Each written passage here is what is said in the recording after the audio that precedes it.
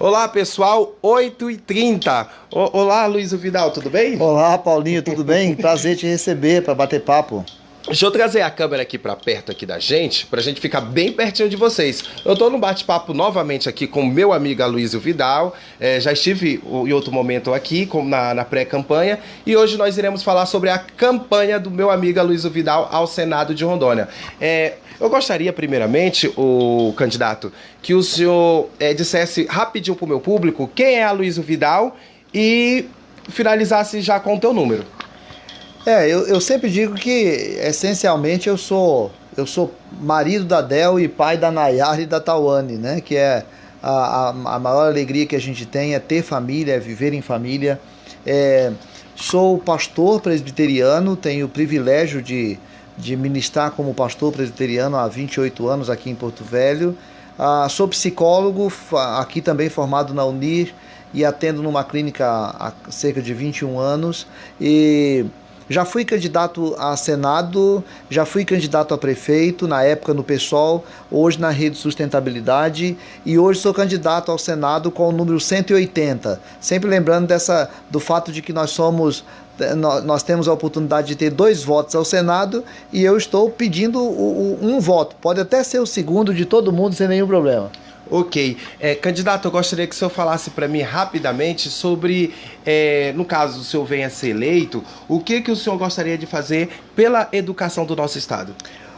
Olha, Paulinho, primeiro é importante que a população possa fazer uma reflexão com relação ao papel do senador, né? O senador tem que pensar Brasil, nós não vamos pensar especificamente o estado de Rondônia apenas, a gente vai pensar Brasil.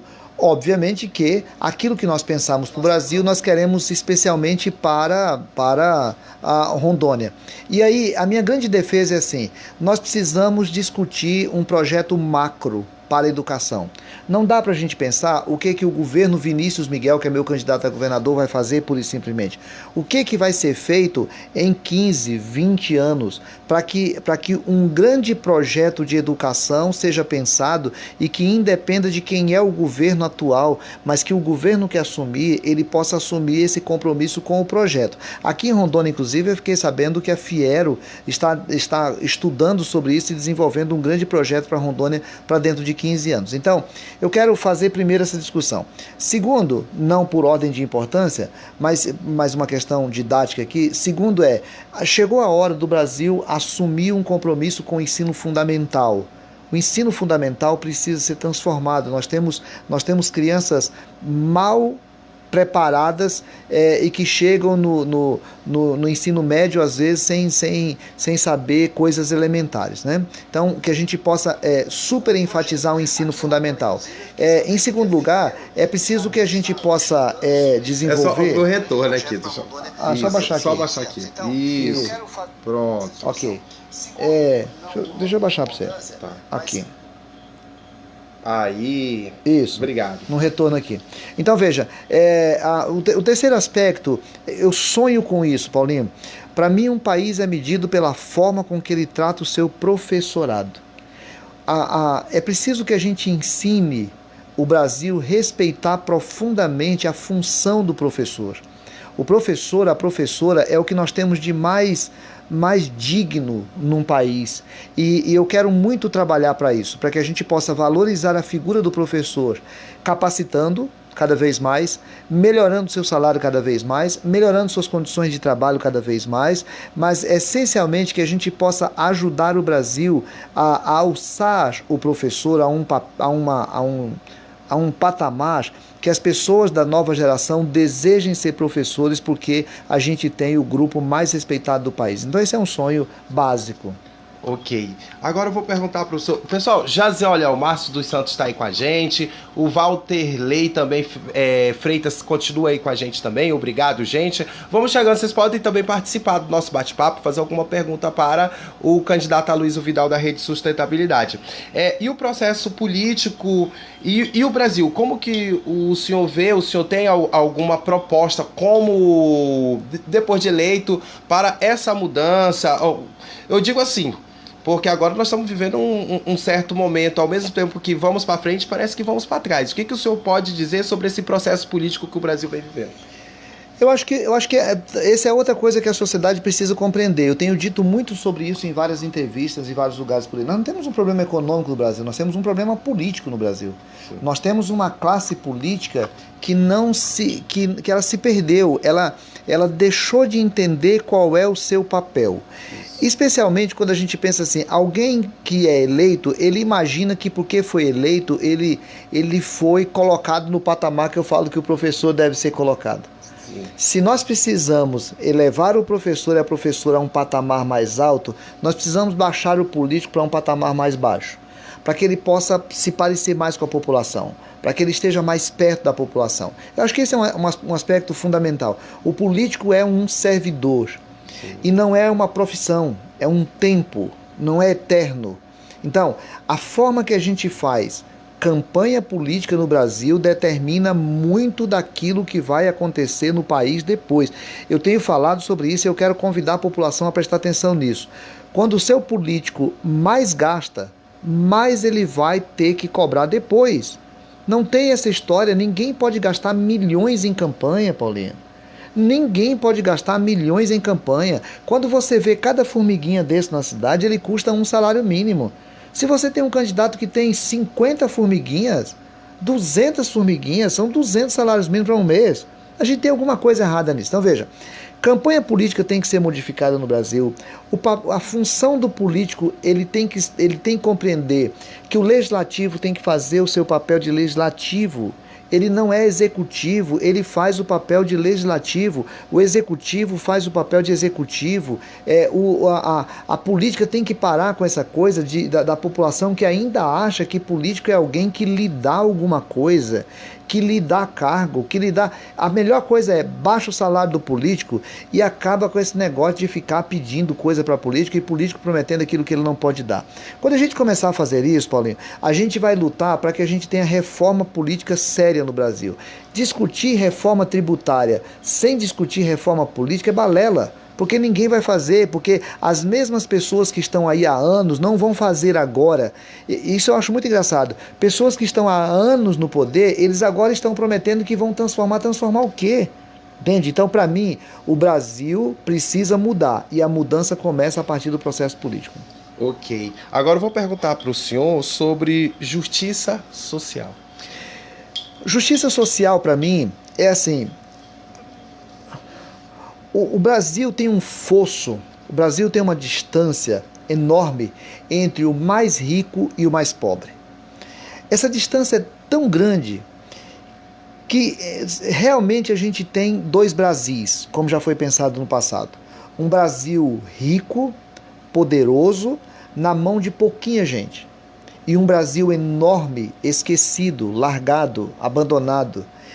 E as pessoas têm a ideia de que se a gente promover esse Brasilzinho poderoso, isso vai chegar no Brasilzão frágil, esquecido.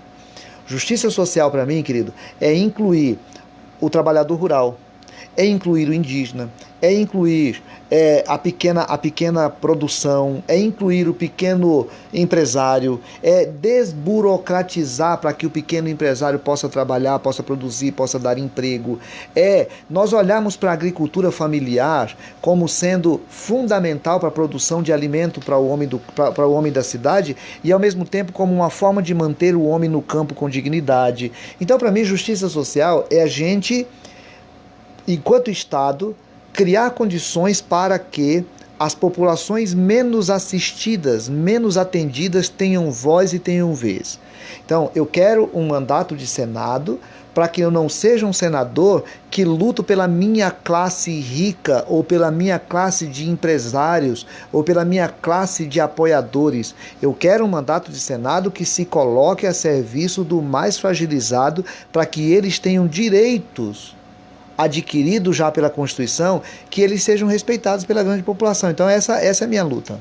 Ok, deixa eu ver aqui, o pessoal tá aqui, ó, o pessoal tá chegando, o Alisson Cuiabano tá aí, a Luzia Ramalho também tá. Ó, pessoal, vamos curtindo, vamos compartilhando aí a entrevista com o meu amigo Aloysio Vidal, ó. Márcio Lucas Flá fala, boa noite, Paulinho, cadê as entrevistas com os candidatos a deputados estaduais? Estadual eu não tô fazendo por enquanto, o Márcio Lucas Flá.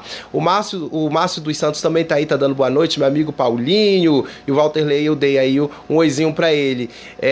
A missionária Vânia Salles está falando o seguinte, meu senador. Pessoal, é só curtir, vamos curtir, compartilhando, que aí mais gente consegue assistir a live com a gente ao vivo, e aí você também pode fazer suas perguntas, caso você tenha interesse, tá bom? Deixa eu dar um abraço aqui para a missionária Vânia, né? Muito obrigado pelo teu carinho, viu, Vânia? Deus te abençoe. Agora eu vou pedir para o senhor falar sobre o desenvolvimento de Rondônia, em sua visão para o futuro. Rondônia é um estado novo, né? Com potencial enorme. A gente precisa entender esse potencial para que a gente possa também contribuir com o desenvolvimento do estado de Rondônia. Nós estamos no meio do caminho para o Pacífico, gente. Isso é sério. Nós somos um país que estamos no canto do mapa do Brasil, com um grande centro produtor e consumidor lá em São Paulo, Minas Gerais, hoje em dia Goiás, outros lugares. Nós estamos no canto do Brasil e nós podemos nos tornar meio, nós podemos nos tornar centro quando nós estimularmos o acesso ao Pacífico. Isso é sério para nós. Agora, é muito sério para nós não vamos ter desenvolvimento se nós não lutarmos por criar melhores condições de produção em Rondônia. A indústria de Rondônia precisa ser desenvolvida e para isso ela precisa ser apoiada, ela precisa ser tratada com uma especificidade. Não adianta a gente imaginar que nós vamos disputar com a indústria em São Paulo se nós não dermos condições específicas para a produção aqui, para transformar aquilo que nós produzimos aqui. Nós já produzimos muito, especialmente em termos de alimento. Nós precisamos aproveitar esse produto e transformá-lo aqui para que ele possa ser vendido. Agora, ele vai ser vendido para onde? Ele precisa ser vendido para alguns lugares do Centro-Oeste, eles precisam ser vendidos para Manaus, nós temos de discutir a BR, né, 319, não tem jeito, e nós precisamos pensar como é que esse produto pode chegar até os países andinos especialmente. Não é possível fazer isso, Paulinho, não dá para pensar, querido, o desenvolvimento de Rondônia sem pensar na duplicação da BR. Isso precisa virar um mote de todos os políticos de Rondônia. A BR-364 precisa ser duplicada urgentemente. Não é possível nós pensarmos no desenvolvimento de Rondônia sem pensar na questão do trem, do trilho, da estrada de ferro. Ninguém vai conseguir manter só a BR. É preciso que a gente tenha a estrada de ferro para cá. Terceiro, nós precisamos criar condições para poder aproveitar melhor o Rio Madeira. Então veja, nós estamos falando de coisas macro, estamos falando de coisas grandes. Nós estamos falando de que a indústria de Rondônia precisa ser estimulada, de que a duplicação da BR precisa ser um mote de todos os políticos, de que a ferrovia precisa acontecer para a gente poder desafogar a BR e dar uma condição melhor e para baratear custos, e precisamos aproveitar o Rio Madeira como meio de transporte. Como um dos modais de transporte de Rondônia. Essas coisas básicas podem nos dar condições para a gente dar a um crescimento que Rondônia precisa ser. Nós temos a polêmica do agronegócio, né? Agronegócio veio, gostemos ou não, criam problemas, mas criam muitas soluções. Nós precisamos ajudar o agronegócio a ser responsável na exploração da natureza. Nós precisamos ajudar o agronegócio com relação a isso. Nós não podemos ser contra o agronegócio. Nós só precisamos ajudar o agronegócio a ser responsável na exploração da natureza. Porém, nós precisamos pensar o desenvolvimento de Rondônia a partir desses macros, mas precisamos pensar a partir dos micros. E aí, todas as vezes que eu falar sobre agronegócio, eu quero insistir para o fato de que a agricultura familiar é uma característica fundamental para o estado de Rondônia, um estado com pequenas produções, um estado com pequenas propriedades e um estado que está num bioma amazônico. Então, o agronegócio não vai poder impor-se em Rondônia da mesma forma que impôs-se no Mato Grosso, porque é um outro bioma. Pensar isso juntos é fundamental para a gente poder discutir o desenvolvimento de Rondônia. Ok. Já que o senhor começou falando aí sobre BR, você estava falando sobre a 364, que precisa ser duplicada, eu vou perguntar para o senhor, que agora teve esse negócio aí, o Fantástico mostrou sobre a BR-319, caminham para Manaus, foi uma coisa assim, uma repercussão e muito triste as imagens. Aí eu gostaria que o senhor falasse sobre essa polêmica que aconteceu e que a sociedade vem vivendo, pessoas que infelizmente moram lá dentro, à margem daquela BR. O que o senhor tem para me falar sobre isso?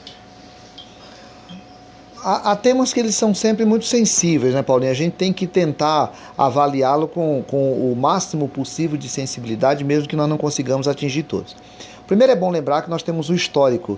O governo brasileiro convidou pessoas, colocou pessoas lá dentro, construiu uma BR no meio da floresta amazônica, colocou asfalto, e aí depois aconteceu tudo o que aconteceu.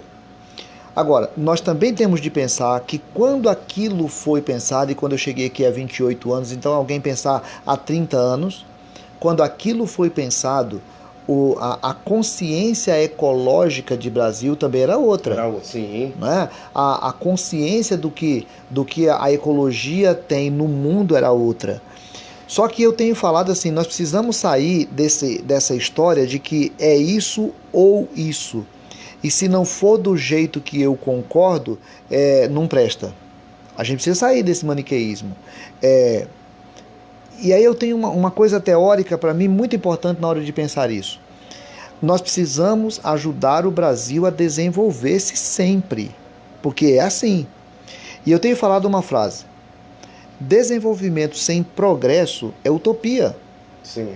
Agora, progresso sem desenvolvimento é irresponsabilidade. Claro. Então veja, nós queremos que haja desenvolvimento da população no Brasil, da população da região norte, nós queremos ajudar o progresso de Porto Velho, de Rondônia, do sul do Amazonas, nós queremos que nós tenhamos um acesso melhor ao mercado consumidor de Manaus, nós precisamos disso, mas nós precisamos fazer isso de maneira extremamente responsável. Responsável com o bioma amazônico, responsável com as tribos indígenas, responsável com a natureza de modo geral. Então, não é para fazer um ou o outro, é para fazer os dois com responsabilidade. A diversidade. O entorno de uma BR, os estudos mostram que o entorno de uma BR, 200 quilômetros, algumas pessoas falam assim, tem progresso. Outras pessoas vão falar assim, são destruídos. 200 quilômetros de um lado ou outro, tem progresso ou são destruídos? São destruídos e é isso que gera progresso. Olha, a gente precisa tomar cuidado com isso. Então, eu não sou contra, pelo contrário, eu sou até a favor. Mas eu sou a favor que as regras sejam extremamente rígidas com relação ao desmatamento na beira da BR. Sim. Extremamente rígido, de maneira diferente do que foi feito em outros lugares até agora. Não adianta a gente pensar que nós vamos construir uma BR para Manaus com as mesmas regras de alguém que resolve construir uma BR lá em São Paulo. É outro bioma, é outro momento da história da consciência humana. Nós queremos que a floresta produza e dê condições. Nós queremos que o Estado brasileiro ele promova formas de compensar a Amazônia, de modo geral, por não derrubar floresta para manter o meio ambiente no Brasil. Nós temos de estudar isso. Vamos cobrar, do mesmo jeito que nós cobramos da Europa, vamos cobrar do sul do Brasil algum tipo de compensação para que a gente possa manter a floresta de pé? Vamos destruir o que a gente pode destruir, mas vamos fazê-lo com responsabilidade. Vamos explorar com responsabilidade. Ok, eu vou perguntar sobre Guajará-Mirim. Aquele lugar. Eu vou deixar o senhor à vontade sobre. Eu vou deixar o Guajará-Mirim em aberto. Guajará-Mirim é um fato muito importante para a gente, sabe, ô Paulinho? Nós estamos vivendo esses dias da destruição do incêndio do museu lá no Rio de Janeiro, coisa tristíssima para nós. A gente não tem um país justo se ele não reconhece sua história. Nós não teremos um Estado justo se nós não reconhecermos o papel histórico de Guajará-Mirim. Só um pouquinho. Guajará-Mirim anda bem esquecida a nossa história, começou por lá, né? Exatamente. Então, assim, um aluno que estiver lá em Vilhena, que estiver ganhando a consciência que ele é rondoniense e não gaúcho, ele vai estudar a história de Rondônia, ele vai ter de estudar Guajará-Mirim.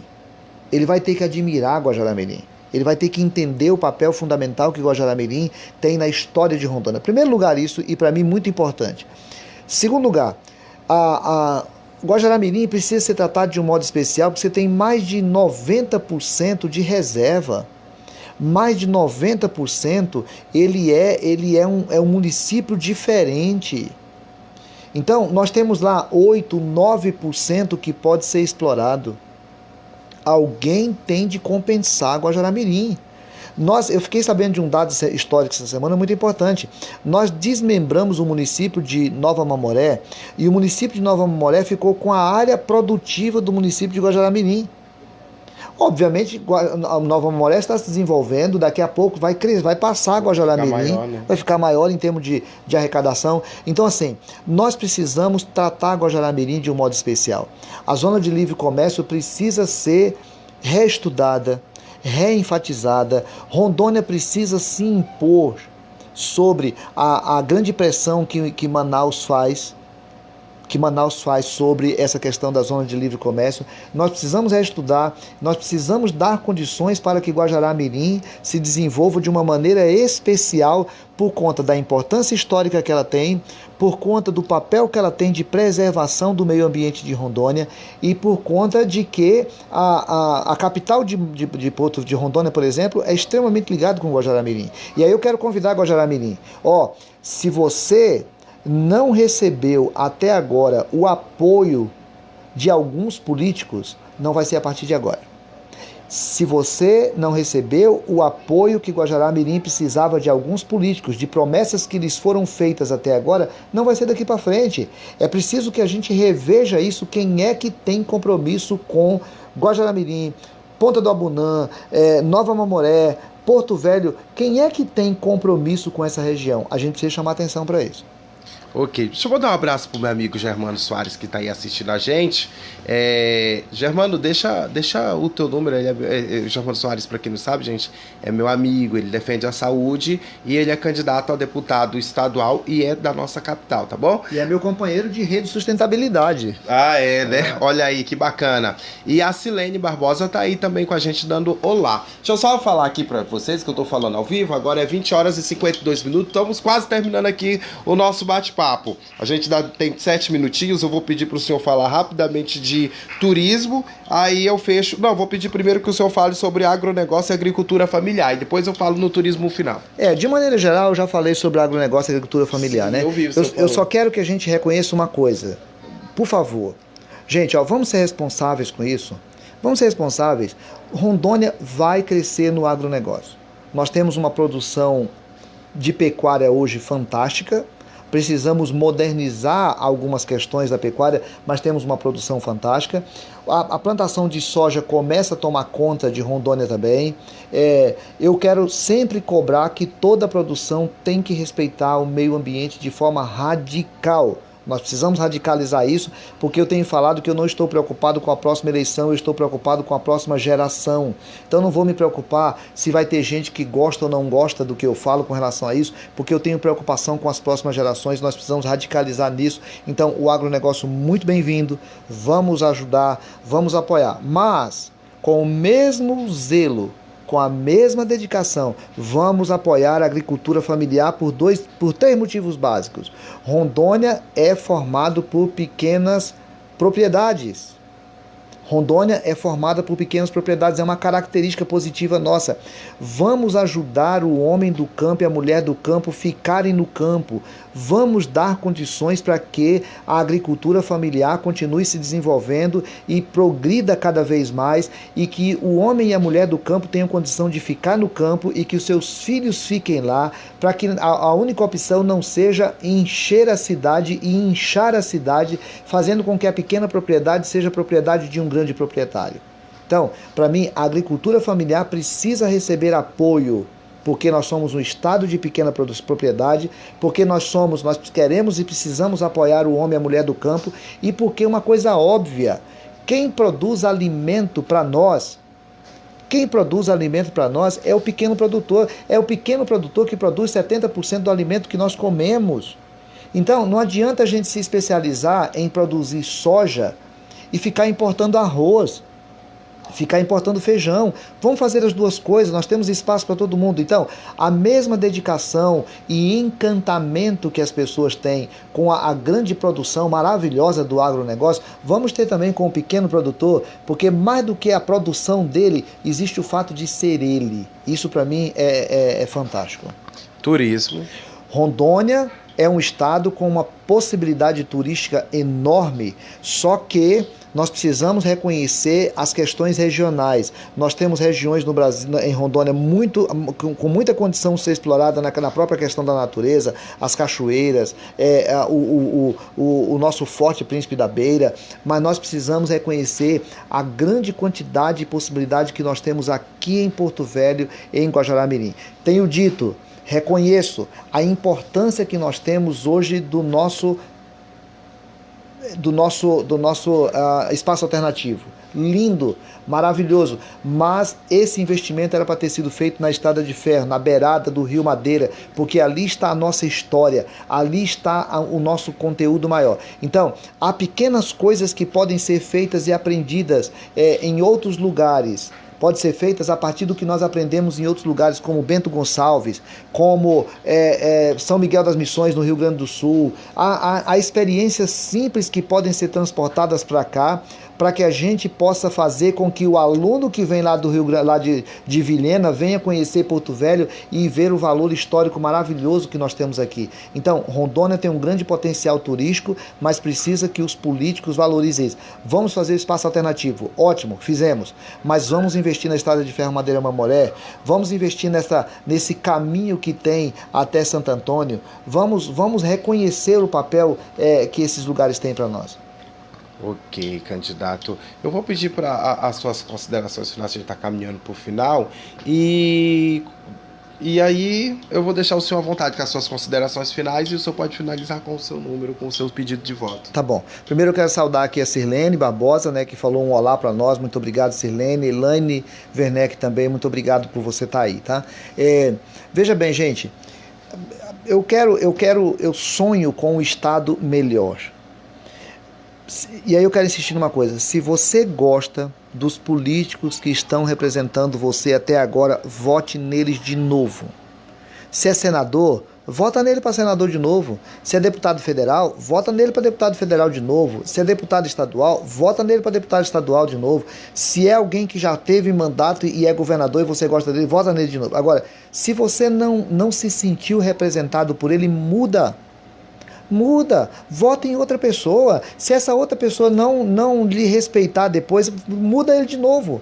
Então, eu estou pedindo o voto para Aloysio Vidal, número 180, senador por Rondônia. Quero essa oportunidade para que eu possa fazer um mandato mais próximo da sociedade, mais sensível, que ouça mais, que não tenha a resposta, mas tenha o ouvido. Porque a partir daí nós construiremos as propostas e que podem se transformar em respostas para a necessidade do Estado.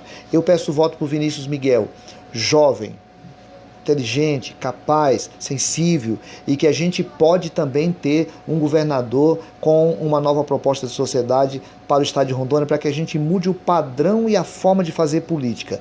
Eu sei que isso é extremamente polêmico. Nós temos vários candidatos a presidentes e as pessoas estão escolhendo. E aí eu tenho gente falando comigo: eu voto no Bolsonaro e voto no Aloysio Vidal. Não entro nessa discussão. Eu peço voto para Marina, Peço voto para Marina pela história dela, pela vida dela, por aquilo que ela é como pessoa. Tenho dito que um candidato, que um presidente precisa ter capacidade administrativa, capacidade política, tem que agregar politicamente, e ética. Se nós não tivermos pelo menos 2 desse muito forte num presidente, nós vamos arrumar uma bala pra gente. Então, eu acredito que Marina junta essa capacidade. A Marina tem trabalhado essa coisa de não ficar polemizando entre 2 extremos. Então, eu estou pedindo voto para Marina, eu estou pedindo voto para o Vinícius Miguel como governador, estou pedindo voto para Luiz Vidal, Senado. Nós temos uma coligação que tem o Bosco da Federal como outro candidato a Senado, mas eu estou pedindo o segundo voto do Bosco, o segundo voto do Raup, o segundo voto do Confúcio, o segundo voto de todo mundo, do Gesualdo, com o maior carinho, tá certo? E eu quero muito, estou pedindo voto para os candidatos aí da nossa coligação, deputado federal, deputado estadual, mas o que eu quero mesmo, sabe o quê? É que todos nós sonhemos com uma Rondônia melhor. E quero dizer uma coisa, daqui 6 meses, Rondônia está precisando dos políticos. Esse mês, o Brasil precisa de você, eleitor, de você, eleitora. É você quem decide agora os rumos da nação. Então, receba aqui meu carinho, meu muito obrigado. Paulinho, muito obrigado pela oportunidade, muito obrigado por a gente poder partilhar, e depois a gente pode ficar conversando no Facebook a partir dessa live, viu? Grande abraço para todo mundo. Pessoal, uma ótima noite para você. Obrigado, candidato. Muito obrigado. Boa noite e até amanhã. Deixa eu só conferir aqui o horário só para vocês saberem. Agora é 21 horas exatamente. Boa noite para vocês e amanhã eu volto com outro candidato ao Senado. Tchau.